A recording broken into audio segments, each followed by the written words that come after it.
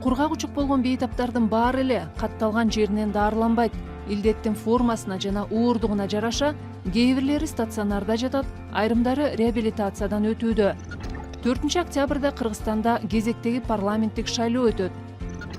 Кургак учук менен ооруп жаткан бейтап өлкө ичинде, бирок катталган жеринен алыс болуп жатса, жарандык милдетин кантип аткара алат?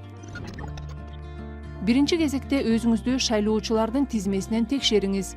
Муну тизме gov.kg сайты аркылуу жасаса болот. Бул сайт сиз тизмеде барсызбы жана кайсы шайлоо участогуна карай турганыңызды көрсөтүп берет. Шайлоодо биометрикалык каттоодон өткөн ар бир адам добуш бере алат. Эгер сиз катталган жериңизде жашабасаңыз, амбулатордук дарылануудан өтүп жатсаңыз, же сизге стационардан чыгууга уруксаат берилген болсо, өзүңүзгө ыңгайлуу шайлоо участогуна барып, шайлоо дарегин өзгөртүү тууралуу номер 2 форманы тапшырсаңыз болот.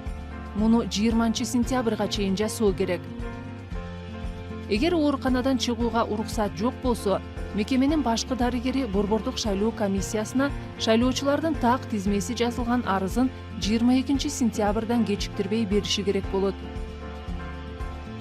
Мындай учурда көчмө комиссия уюштурулуп, бейтаптар стационардан чыкпай добуш бере алат.